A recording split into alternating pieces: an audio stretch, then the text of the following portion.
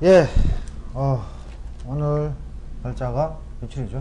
11월 3일 11월 3일 목요일 마이라디오 방송 네 번째 방송을 시작하겠습니다. 2회랑 3회는 어디 간 거예요? 응? 네 번째? 네 번째. 그 중에 한 번은 녹음이 안 됐죠? 한 번은 녹음 안 됐고요. 그 한명재 목사님의 의견에 따라서 그냥 영상이라도 올렸습니다. 뭐 무슨 말을 하는지 입모양 보시면서 말을 하시는지 하여튼 했다는 거. 영상만 올라갔다는 거. 네. 자, 소리가 나오지 않습니다. 3회차는. 네. 아주 중요한 얘기를 많이 했어요. 겁나게 싸웠어요. 근데 소리가 안 나가. 예. 오늘은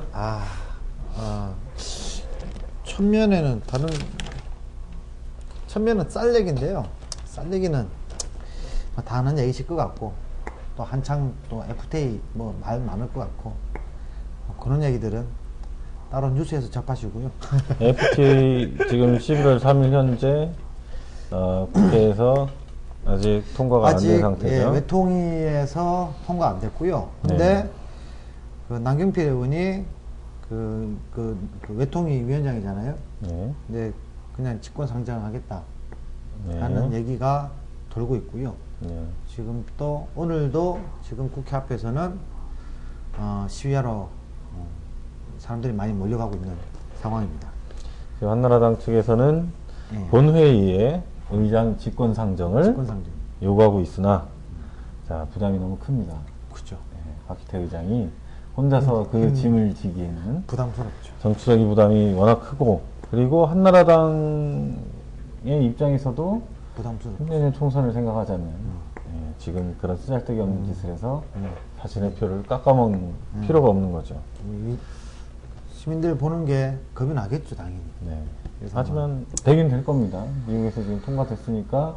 미국에서만 됐고, 안 그래도 제가 궁금해서 어제 ISD라는 게 뭔지 몰라가지고 찾아봤더니 아주 중요한 내용이죠. 이게 투자자, 까먹었네 또. 국제 분쟁, 그 재소하는 문제인데, 문제는 이게 그때 뉴스에서 본 게 뭐냐면 이 ISD라는 이 법이 그러니까 지금 조약상으로는 지금 그 FTA 그 문건상으로는 우리나라 국내법에 위로 돼 있어요. 네, 상위법으로 돼 있어요. 근데 미국은 하위법으로 돼 있어요. 네. 이런 상황에서 만약 국제 분쟁이 생겼을 때 그러면 국제 분쟁위원회 분쟁 기구가 있던데, 조정 기구 하는 데가 있는데 거기로 이제 문제가 넘어가는데 여기에 사실은 미국 지분이 많이 들어갔다는 거죠. 국제 분쟁 기구에는. 그래서 이건 무지하게 불리한 거다. 지금 한미 FTA의 전체적인 평가는 우리한테 결코 유리하지 않은 그런 상황들이 많이 있고, 특히나 우리가 산업으로 제대로 대우를 하지 않는 농업 같은 경우는 아주 심각한 타격을 입을 걸로 우려를 하고 있죠. 그 중에서 ISD는 이게 산업과 많이 연관이 됐는데, 이제 국내에 미국 투자자들 투자를 하려고 시도했는데 만약에 거부를 했다 하면은 요 조항 가지고 소송을 걸 수가 있습니다. 소송을 걸죠. 그러면 요 ISD 조항에 의해서 무조건 물어줘야 됩니다. 아직 투자도 하지 않았는데도 투자에서 벌어들 예상 금액을 그쪽에서 한출을 해내면 그 금액을 고스란히 물어줘야 되는 아주 악랄한 겁니다. 근데 지금 이것 때문에 지금 뭐 계속 국회에서 그러고 있는 건데 뭐 좀 지켜봐야 될 것 같습니다. 제가 보기에는 쉽게 하여튼 한나라당도 쉽게 부담스러워서 못 넘기, 법안 통과를 시키기에는 부담스럽기 때문에 여기서 여론을 좀 모아주면 부결되지 않을까. 부결되고, 이게 어차피 의결을 해서 그 내용 가지고 지금 미국 의회를 통과를 한 거니까 만약에 이게 국익에 정말 도움이 되지 않고 면밀하게 검토했을 때 다시 조정해야 된다. 라는 쪽으로 지금 민주당은 요구하고 있죠. 내용을 수정해서 다시 재상정하자가 현실적으로는 어떤 대안이라고 볼 수 있는 거죠. 아마 이거는 계속 관심 가지고 쳐다봐야 되지 않을까. 이건 뭐 계속 하면서 하여튼 결론 날 때까지 한번 얘기하지 않을까 싶습니다. 다음 얘기 해볼까요? 다음 얘기. 이 소태정길 얘기인데요. 잠깐 얘기했었죠. 네, 얘기는 했으나 음성이 들어가진 않았죠. 이 내용에 대해서. 저번 주에 우리가 했었구나. 영상으로만 녹화한 내용이고 아주 많은 얘기를 내가 했음에도 불구하고 그렇죠. 라디오에선 들을 수가 없다 아직. 근데 이거는 들을 수 있다. 근데 제가 한번 파워가 들어왔어. 들을 수 있겠지. 4개월 동안인가 제가 이제 출퇴근을 한 적이 있었잖아요. 전주에서. 근데 겨울에. 근데 이게 그 출근하다 보면은 꼭 한 대씩 자빠져 있어. 박혀 있어요. 어디 그게. 이게 그러니까 제가 생각하기로는 이런 생각도 들어요. 위험하긴 한데 네. 이게 과연 도로가 위험한 건지 네. 아니면 사람이 위험하게 운전하는 건지 위험하긴 하다는 느낌은 저도 있어요. 있기는. 그러니까 기본적으로 급하게 건설된 도로의 티가 여실히 나는 부분이 어떤 거냐면 일단 경사 구간이 급한 데가 많아요. 경사도가 급한 데가 많고, 그리고 그 경사의 설계가, 도로의 기본 설계는 원심력에 반대되는 방향으로 기울여야 되는데, 예를 들자면 도로가 커브가 만약에 이렇게 돼 있다, 이렇게 돌아가는 커브라고 하면 경사를 이쪽으로 이렇게 기울여야 된단 말이에요. 그래야 이 바깥으로 밀려나는 것을 힘을 덜 받죠. 차가 속도를 이렇게 진행을 하니까. 게다가 내리막이란 말이죠, 이게. 그러면 더 받는단 말이에요. 바깥으로 나가려는 건. 그런데 이 도로는 이렇게 돼 있어. 나가라. 자, 가서 꼬라박아라. 그러니까 원심력에서 밖으로 나가는 힘을 안으로 좀 모아줘야 되는데 도로가 기울기가 이렇게 됐다 보니까 위험하다는 거죠. 그러니까 이제 오르막 때는 별로 지장이 없는데 진안에서 전주를 향하는 방향에서 그 내리막 구간이 시작하는 데서부터 한 중반 정도까지는 그렇게 돼 있어요. 위험하죠. 그러니까 바닥에 막 줄을 쳐놓고 거기다가 뭐 반사통을 설치하고 생지랄을 해도 사고는 나게 돼 있다 이거죠. 근데 그게 아니고 저는 그러니까 그러게 하면은 잘 모르겠습니다. 이게 250억이라는 돈을 지금 이제 예산 확보하기 위해서 지금 이제 건의했다는데 또 그런 생각도 들어요. 운전자가 좀 조심해서 운전해도 사실 되는데. 그렇죠. 그런 생각도 사실 들어요. 굳이 또 이 돈 꼬라 박아가면서 또 그 도를 수리해야 되느냐. 뭐 사실 그런 생각도 좀 들어요. 근데 그러니까 걱정되는 사람은 초행 운전하는 사람, 초행길인 사람. 그렇죠. 그럼 걱정되죠, 사실은. 예상이 안 되죠. 네, 잘 모르니까. 아마 국내에 굉장히 사례가 드문 케이스이기 때문에 적응하기가 굉장히 힘든 거예요. 그러니까 처음 운전하는 사람들 같은 경우에는 특히나 노면이 젖어 있거나 아니면 눈이 쌓여 있거나 이제 겨울이니까 또 걱정이 되는 거죠. 그럴 경우에는 아마 여기서 실수할 가능성이 매우 크다 이거죠. 그러니까 이게 지금 이 길을 그러니까 그 얘기하면 책임을 물어야 되는데 처음에 도로 건설은 누가 한 거야? 그거는 모든 그 행정사업이 마찬가지듯이 책임을 물을 수가 없어요. 이 4대강 지금 다 준공해놓고 책임을 누구한테 물을 거예요? 나중에 거기서 나오는 부작용은. 그러니까. 이명박이 퇴임하면. 선거를 잘못해서 국민의 책임이겠죠. 선거를 잘못한. 그래 가면 어쩔 수 없는 건데 이게 1997년도에 만들었단 말이죠, 이게. 네. 무주 동계 유니버시아드 때 이제 전주 익산 군산권에서 무주로 들어오게 되는 대부분의 이제 교통을 이쪽에서 한번 잡아보겠다 해서 왕복 4차선으로. 어떻게 생각하세요? 이거 수리를 저는 해야 된다고 봐요. 해야 되고, 만약에 이제 선형개선이 지금 있는 구간을 포기하고 새로 신설을 하던가 아니면 하라고 했잖아. 지금 있는 구간의 경사도를 바꾸는 이 길을 바깥으로 뭐 뭘 채워서 바꾸든 하는 그런 공사가 돼야 될 거예요. 네, 걱정입니다. 처음에 잘 해놨으면 이런 얘기 다 할 필요 없는데. 근데 이제 저도 이제 전문가가 아니기 때문에 그게 가능한 공법인지는 모르겠어요. 아마 그거는 불가능할 것 같고 대충 봐도 아마 지금 있는 구간을 포기하고 새로 이렇게 완만한 구간으로 도로를 놓는 그런 공사를 시행하게 될 걸로 보입니다. 만약에 된다면. 예, 한번 지켜봐야겠죠. 어떻게 예산이 통과되는지도 확인해야 될 테고, 네.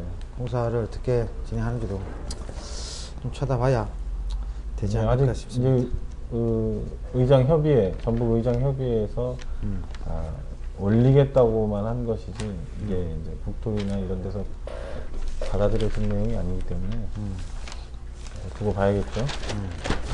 그리고 이거 전에 잠깐 제가 듣기도 했는데 이 예산이 꽤 크더라고요. 이 예산이.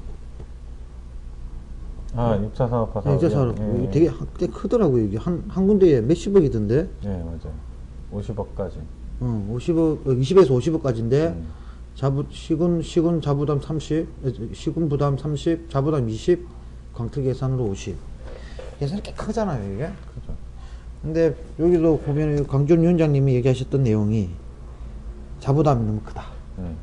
그리고 그러니까 예산이 너무 덩어리가 크니까 예산도 자부담도 커질 클 수밖에 없는 구조잖아요. 이게. 최소가 지금 20억부터 시작을 하잖아요. 근데 좀 걱정이 들어요. 너무 큰 사업이라는 생각이 드는 거죠. 음. 과연 우리가 이걸 해낼 수 있는 거 있을까?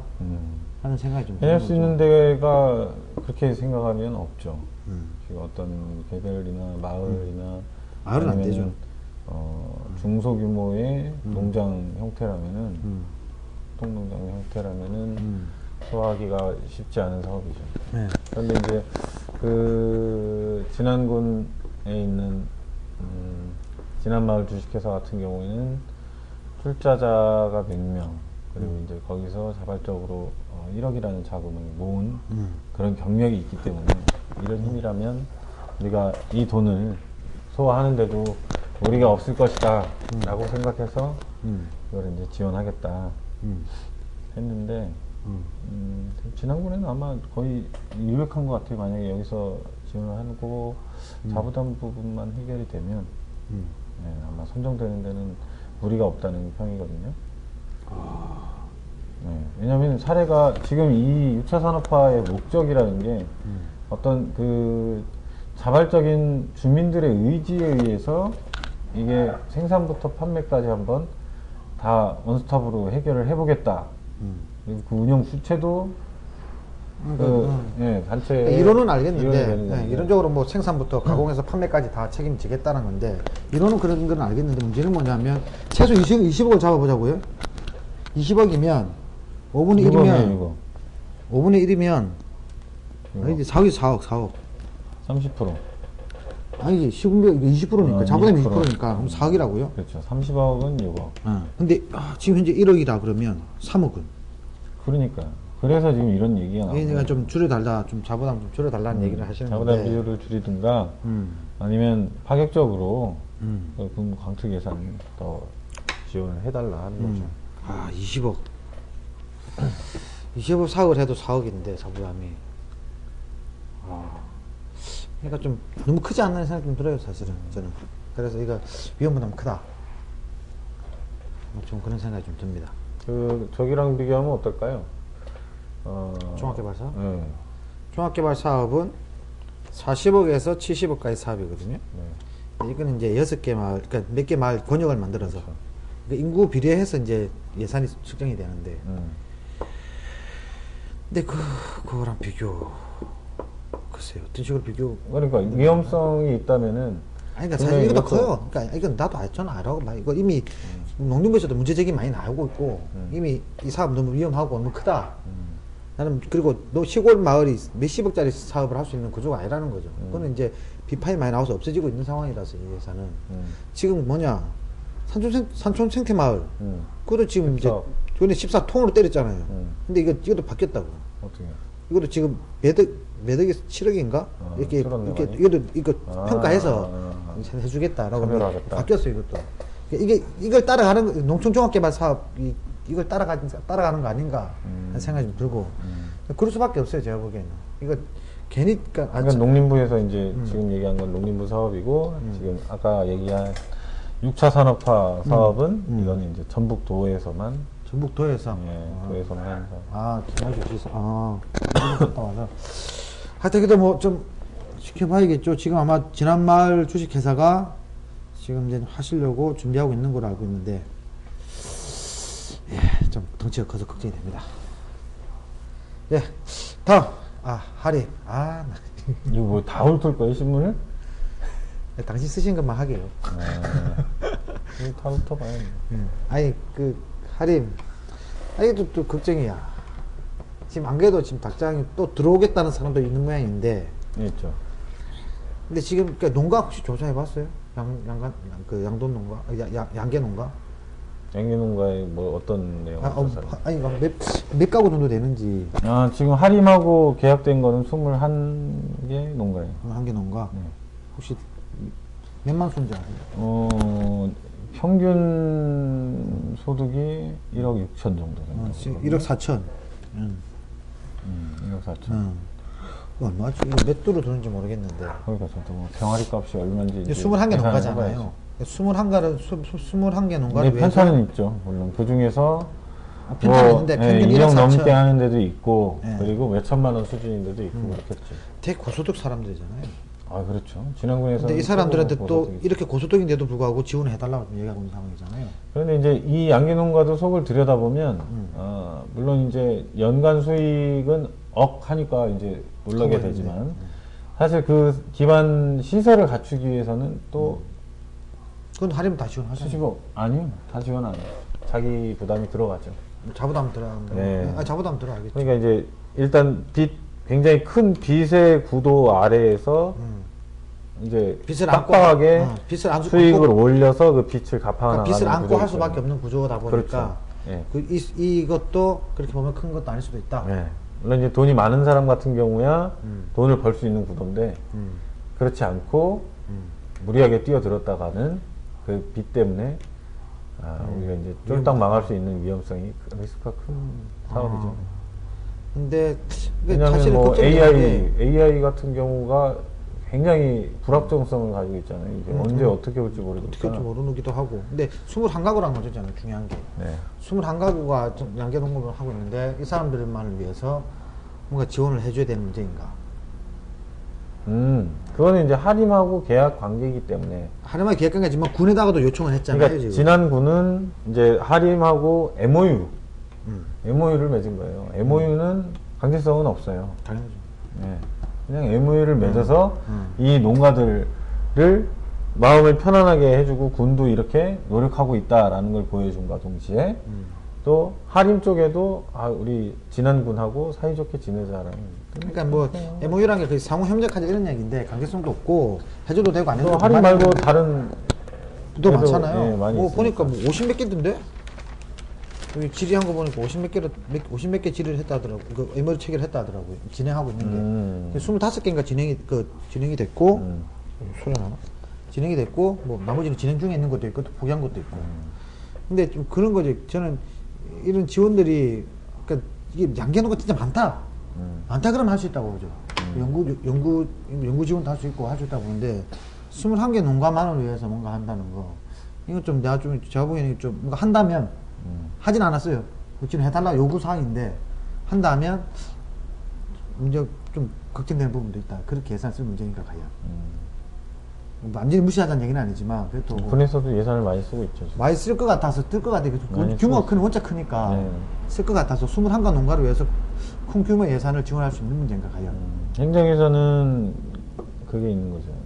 그러니까 어느 정도 규모화 된 데에 지원을 해줘야 이게 자기네들 지원해서 거기서 나오는 이익에 대한 숫자 놀이 하기도 좋고, 그러니까 대외적으로도 홍보하기도 홍보하기도 좋고, 그러니까 스타 농업 그렇죠. 이런 게 네, 많은 거죠. 우리는 억대 농부가 몇 명이다라고 했을 때 거기서 오는 어떤 가시적인 과시 효과가 있기 때문에 행정은 이런 쪽으로 갈 수밖에 없는 거죠, 사실. 무시할 수는 없겠죠. 네, FTA도 거꾸로 얘기하자면 그런 논리고. 하여튼 걱정됩니다. 이것도 한번, 그러니까 이게 지금 사실은 이제 양계농가라는 게 뭐 수익 부분도 있지만은 지역에 들어오게 했을 때 항상 문제들이 많이 일어나잖아요. 뭐 처음에도 그런 얘기 했잖아요. 그렇죠. 동네에서 지금 반대하고 항상 뭐 축사, 개사, 돈사 그러니까 다 뭐 마찬가지죠. 그래서 막 제가 특히나 이 청정 진안인데 지금 이런데 이 닭을 아무리 깨끗하게 잘 키운다고 해도 그게 쉽지 않아요. 쉽지 않잖아요. 냄새 나고. 그리고 또 이게 거기서 밀집시켜서 키우기 네, 때문에 완벽하게 그게 답 안 나오죠. 이렇게 돌린다는 게 방생시키지 않는 안 이상 되는 제가 거죠. 답이 없다고 보는데 방생 안 시킬 거 아니에요. 그렇죠. 그런 그 상황이라서 어두운 데다가 조명 밝히고 거기에 이제 뭐 톱밥이나 완격 깔아가지고 그렇게 이제 풀어놓고 키운다는 건데 보니까 그러니까 3개월만 찍어내더라고요. 3개월 집으로 밀어넣어서 3개월도 아니에요 지금. 3개월이었는데 3개월. 지금 35일. 35일. 35일 키워서 나. 중병아리 집어넣어서 아니요. 햇병아리를 병아리 갖고 35일까지 갔어요 지금. 그리고 한림에서 목표로 하는 게 7회전, 연간 7회전을 목표로 하고 있어요.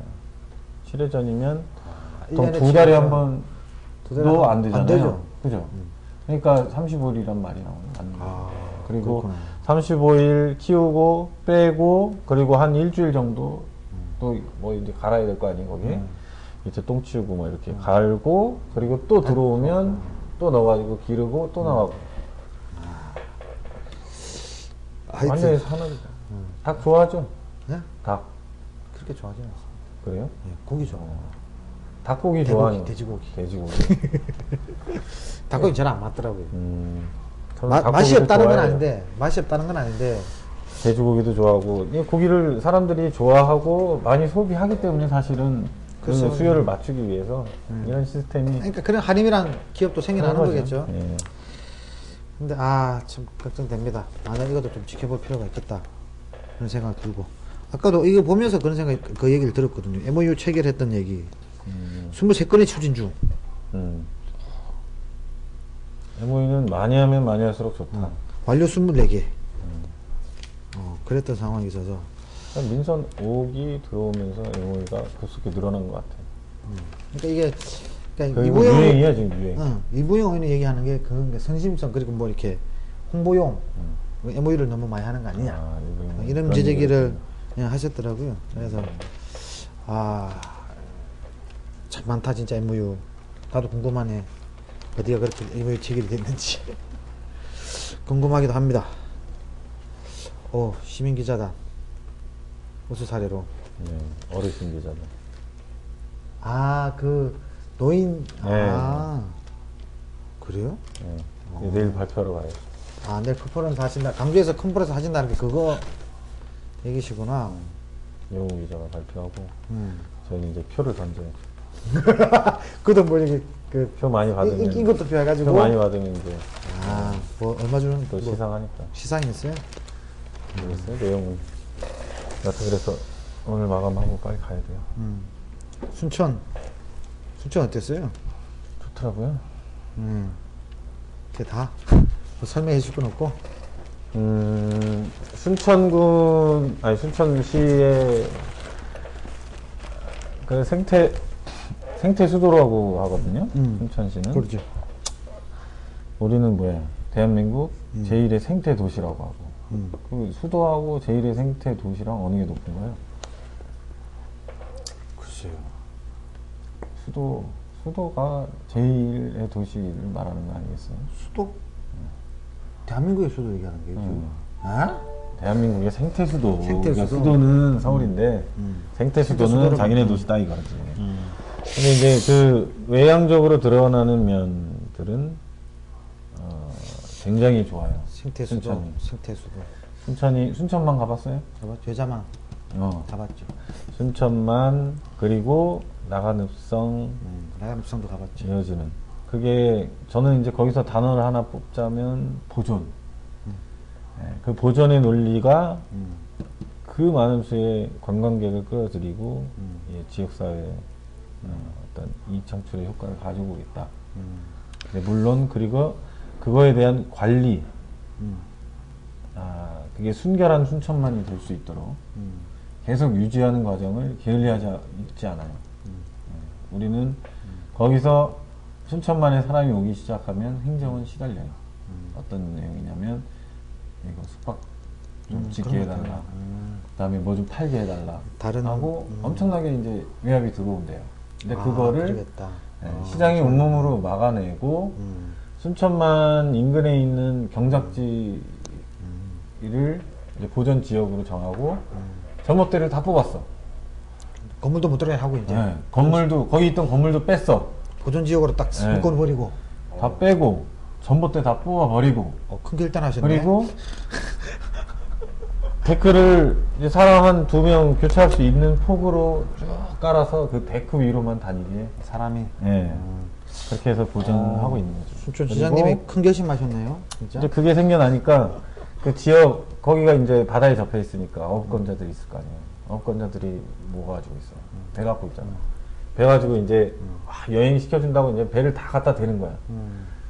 그러면 삐끼가 생기고 지저분해지잖아요. 이게.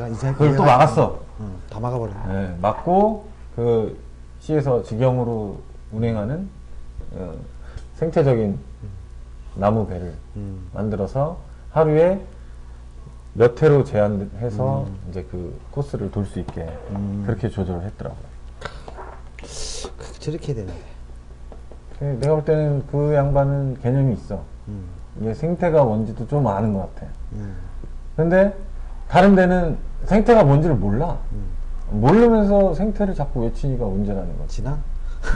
진앙도 뭐 하나지.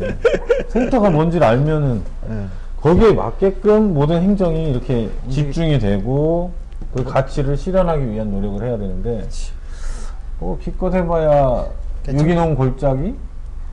그러니까 정책적으로 모든 게 다 가치가 모든 가치를 갖고 이제 할 거냐라는 거 가치가 세워지면 모든 정책들이 거기 좀 초점이 맞춰져야 되는데. 그렇지. 청정지능 이런 게 계속 들었잖아요. 그렇지. 살면서. 공기만 깨끗해. 맨날 그냥 저희 보면 산은 맨날 파헤쳐가지고 민둥산 되지. 엊그제부터는 또 사냥 시작돼가지고. 사냥 시작했죠. 응, 맞다. 거기 동물들 다 죽어 나가지. 그리고 뭐 용다모는 가득 안고 있어가지고 거기서 또 그 미시기후 변화되면 그게 생태적이 아니잖아요. 반생태적이고. 그러니까 요번에 네 개 지역인가 풀렸던데? 4개 지역 맞죠? 아니, 진안군 전 지역이에요. 진안군하고 임시라고 또 2군데 더 있던 것 같은데. 그 내용 물어봤어요. 신문에 뉴스에 났더라고요. 알겠습니다. 하여튼 진안도 좀 청정 진안 좀 그랬으면 좋겠네요. 정책적으로도. 자, 토론회가 있었네요. 교육정책 토론회. 이거 어디서 주최하는 거죠? 이게 전라북도 교육청. 교육청에서, 교육청에서 하는 거예요? 도교육청에서? 네. 근데 저도 잠깐 봤는데, 이 토론 나오신 분들 여러 가지 색깔 다 갖고 계시더라고요. 교육에 대한 패러다임, 그러니까 갖고 있는 주관인지 좀 다 틀리다는 생각이 좀 들었는데, 혁신학교에 대한 바라보는 시각이 다 다른 것 같아요, 보니까. 혁신학교를 대안교육으로 생각하시는 분도 계시는 것 같고, 아예 그냥 머리 좋은 아이들, 우등생을 만드는 영재, 공장으로 해야 되나? 아니, 영재학교 같은 그런 식으로 생각하는 사람도 계시고, 여러 가지 시각이 있더라고요, 보니까. 혹시 들어가 보셨죠? 네. 보시면서 어떻게 또 보셨나요, 이거? 저번에 보시면서. 그 혁신학교는 지금 이제 전라북도 진보교육감이라고 하는 김성환 교육감의 공약이죠. 그래서 향후 이제 100개까지 지정을 해서 거기에 지원을 하겠다. 공약을 했죠. 지금 이제 차근차근 시행 중이고 저희 진안군에는 장승초등학교가 한 군데 선정이 됐고 올해 2군데 지원해서 결과가 나왔을 텐데. 동양은 알고 한 군데가 어디죠? 마령이에요. 한번 물어보죠, 제가. 심사위원 중에 한 분을 내가 알거든. 그래? 결과가 언제 나오는지 모르겠네. 11월 중에 나오는. 이것도 한번 알아봐야겠네요. 그런데 이제 그 혁신학교라는 것이 혁신을 이제 새롭게 바꾼다는 거 아니에요, 뜻이? 그러니까 지금 교육 현실에서 학교는 죽었다. 학교가 왜 죽었느냐? 지금 그 입시에 매몰되어 경쟁만을 강요하는 학교는 더 이상 안 된다. 라는 취지로 시작한 게 혁신학교거든요. 근데 대부분의 학부모들은 일단 혁신학교 지원에서 지원에 방점을 찍는단 말이에요. 그래서, 요즘 애가 수학이 딸리는데 학원도 못 보내고, 면 단위에서는 진짜 어디 학원 보낼 데도 없고, 그러니까 혁신학교가 돼야 된다라고 주장하는 분들이 대부분이라 이거예요. 근데 시골에 계신 분들, 자식을 갖고 계신 분들 다 그렇잖아요. 아이들이 똑똑한 아이, 공부 잘하는 아이 이렇게 됐으면 좋겠다는 생각을 많이 하잖아요. 근데 그런 생각이 있었고, 지역 사람들은, 귀농한 사람들은 그런 생각보다는 보통 아이들이 행복한 학교, 즐겁게 다닐 수 있는 학교, 공부에 매몰되지 않고 여러 가지 뭐 생태적인 감수성이라든지 이런 걸 사실 요구하잖아요. 그거에 대한 부딪힘인 것 같아요, 대부분 진화는. 그러니까 이제 그 시골에서 계속 나서 살고 그랬던 분들은 결혼해서 피해의식이 있잖아요. 네, 애를 낳은 분들은 피해의식이 내가 시골을 떠나지 못했다라는 어떤 그런 피해의식이 좀 있고 그리고 우리 아들만큼은 이렇게 살게 하지 않아야 되겠다는 의식이 젊은 분들 가운데도 꽤 팽배한 것 같고요. 예. 지금도 지난 살다가 애들 교육 때문에 전주로 나가는 나간 경우에 많고, 허다하고 공무원들도 사실은 마찬가지고 공무원들은 대부분 다 교육 전주로 문제 보내고 때, 있고요. 교육 문제 때문에 못 들어오겠다라고 하시는 분들 많고. 그런데 이제 귀농귀촌 하는 분들은 사실 도시에서 다 이미 겪을 만큼 겪어보고 아 이게 제대로 된 삶이 아니구나라고 판단해서 시골로 들어오신 분들이란 말이죠. 많죠. 삶의 지향점이 다르다. 네. 그래서 자기 자식에 대해서도 굉장히 여유가 있어요. 그러니까 굳이 이게 경쟁해서 거기서 성공하면 뭐하냐. 나 봐라. 거기서 성공했어도 시골 들어오는데 근데 시골에서 교육 받아서 내가 농부가 된들 어떠하냐. 그런 분도 계신데 귀농하신 분들 중에는 또 공부에 또 애들 공부시키려고 하시는 분도 계신 하시더라고요. 아 전략적으로 초등학교 중학교까지는 여기 환경이 더 좋다. 공부하기에. 그렇죠. 그런 분들도 있을 수 있어요. 여유도 있고. 네. 그래서 아마 이 이런저런 부딪힘일 것 같은데 결론은 없었죠. 결론은 없었지만 네, 이 토론의 자체가 어떤 혁신학교의 다 동의 내용이나 이 혁신학교의 방향에 대해서는 동의하는 분들이고 이제 지금 현재와 여태까지를 되돌아보고 앞으로 어떻게 운영이 돼야 될 것이냐에 대한 자기 주장을 한 부분이기 때문에 근데 혁신학교를 다 동의하지만 혁신학교 방향을 방향이 같지는 않죠. 다 네. 다른 것 같아서 네네.